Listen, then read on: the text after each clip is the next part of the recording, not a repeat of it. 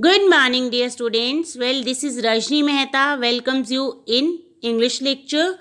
Students, we have already discussed two chapters, and today in this video lecture we will discuss chapter number 3. So, let's start. Chapter number 3, and the name of this chapter is 5 spoons of salt. Means salt ke 5 chammach.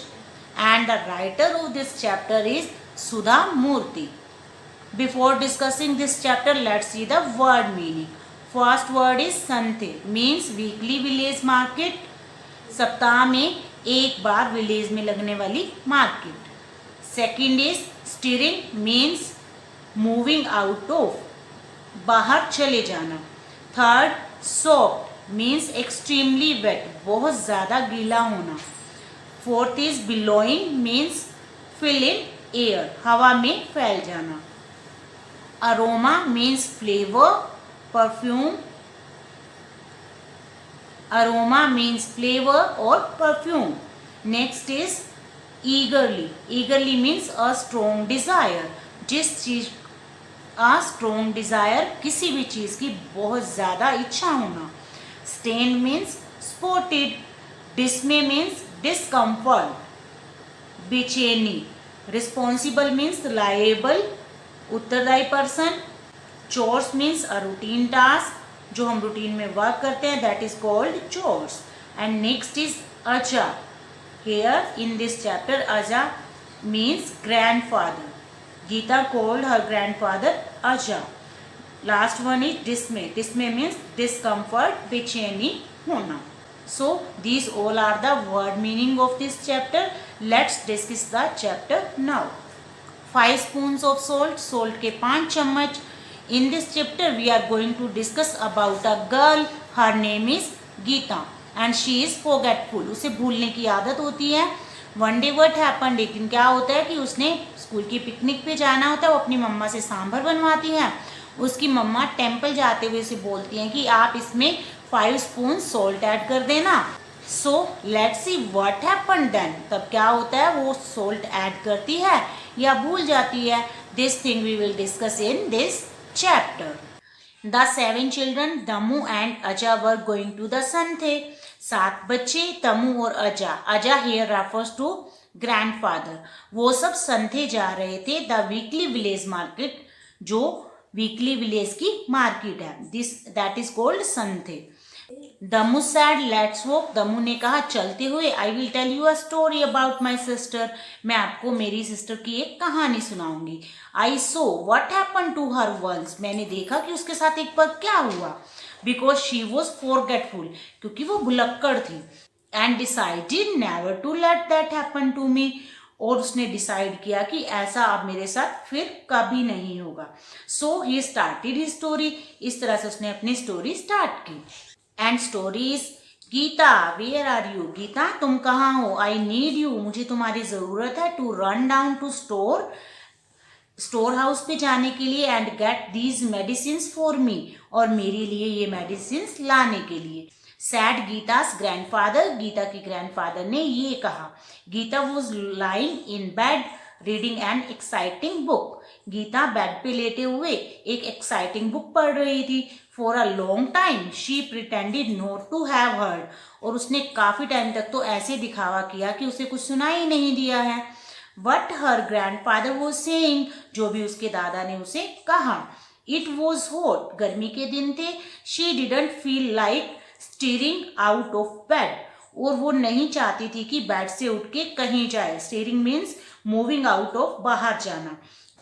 Gita side. Gita ने सांस भरी. गोट out of bed. अपने bed से उठी. And went to see what needed to be done. और देखने के लिए चली गई कि दादाजी को क्या चीज की जरूरत थी.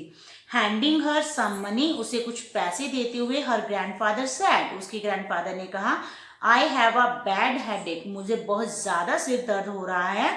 Please get these medicine for me. Please जाओ और मेरे लिए मेडिसिन ले आओ. Geeta took the money and set off for the store. Geeta ने मनी ली और स्टोर हाउस के लिए निकल पड़ी. Here store refers to medical store. She saw some lovely gulab jamuns and jalebis on display in a sweet shop. उसने देखी कुछ गुलाब जामुन और जलेबी कहाँ पे, जो स्वीट शॉप पे डिस्प्ले हो रही थी, दिखाई दे रही थी। Forgetting all about her errand. Errand means घर से बाहर आना किसी काम के लिए, और वो भूल गई कि वो किस काम के लिए घर से बाहर आई थी। She entered the shop and started eating the sweet. वो स्वीट शॉप में गई और उसने वहां से मिठाइयाँ खानी शुरू कर दी। Soon a friend joined her. जल्दी ही एक उसकी फ्रेंड भी वहां पर आ गई। The two girls ate and chatted for a long time. दोनों लड़कियां खाती रही और एक लंबे टाइम तक बातें करती रही। Gita forgot all about her poor grandfather and his headache. Gita अपने बेचारे दादा और उनके सिर दर्द के बारे में बिल्कुल ही भूल गई। Why? क्यों भूल गई? Because she was forgetful. वो भुलक्कड़ थी। Gita remembered the medicine when the medicine shop had shut for the day. Gita को मेडिसिन तब याद आई जब दिन के एंड में वो शॉप, मेडिसिन शॉप बंद हो गई। When she returned home, जब वो घर वापस आई, her grandfather was very upset. उसके ग्रैंडफादर बहुत अपसेट थे। When will you grow up? तुम कब बड़ी होगी गीता? And become responsible, और कब तुम रिस्पॉन्सिबल बनोगी? He sighed. उन्होंने सांस भरते हुए कहा। Gita felt bad. गीता को बहुत बुरा लगा। But remain the same forgetful person, लेकिन उसी तरह ही भुलक्कड़ पर्सन बनी रही। She forgot to pick up the clothes drying in the sun. धूप में कपड़े जो सूख रहे थे वो भूल गई उनके बारे में। And the next morning they were soaked, और अगली मॉर्निंग क्या हुआ? वो सब सोक्ड मीन्स टोटली वेट, पूरी तरह से गीले हो गए। Because it had rain that night, क्योंकि उस रात बारिश हुई थी। When Geeta had to take her sister's lunch box to school, जब गीता अपनी सिस्टर का लंच बॉक्स स्कूल में देने के लिए गई, रास्ते में she stopped at a circus, वो सर्कस देखने के लिए रुक गई। And her poor sister had to do without her lunch that day, और उसकी बहन के पास उस दिन खाने के लिए कुछ नहीं था, वो भूखी रही। वन डे व्हाट हैपेंड, एक दिन फिर क्या हुआ? गीता बहुत ज्यादा फॉरगेटफुल थी ना। When her father was rushing to get ready for work, जब उसके पापा एक दिन रेडी हो रहे थे काम के लिए। He asked Geeta to iron his shirt, उन्होंने गीता को कहा कि वो उनकी शर्ट आयरन कर दे। She started ironing the shirt, उसने शर्ट को आयरन करना स्टार्ट किया। But left the iron on the shirt, लेकिन प्रेस को शर्ट पे ही छोड़ दिया। While she looked out of the window, जब उसने विंडो से बाहर देखा, व्हाट डिड शी सी, उसने क्या देखा? At a fruit vendor passing by with big fat juicy mangoes in his basket, कि गली में फल बेचने वाला बड़े बड़े जूसी मैंगोज अपने बास्केट में लेके जा रहा था। When the smoke started billowing out, जब स्मोक, धुआं, billowing out means filled in air, air में भर गया। मींटू से वो शर्ट जल गई थी, तो वहां से धुआं उठ रहा था। जब उसने देखा कि वो धुआं हवा में आ गया, उसकी स्मेल आने लगी। She saw that her father's shirt was completely burned, और उसने देखा कि उसके पापा की शर्ट पूरी की पूरी जल गई। Her father was very upset. ये सब देख के उसके पापा भी बहुत अपसेट हुए। उसकी भूलने की इस आदत की वजह से उसकी पूरी फैमिली बहुत ज्यादा डिस्टर्ब रहती थी, अपसेट हो जाती थी, क्योंकि वो हर चीज ही भूल जाती थी।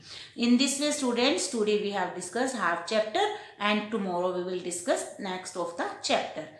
Have a nice day. Bye bye.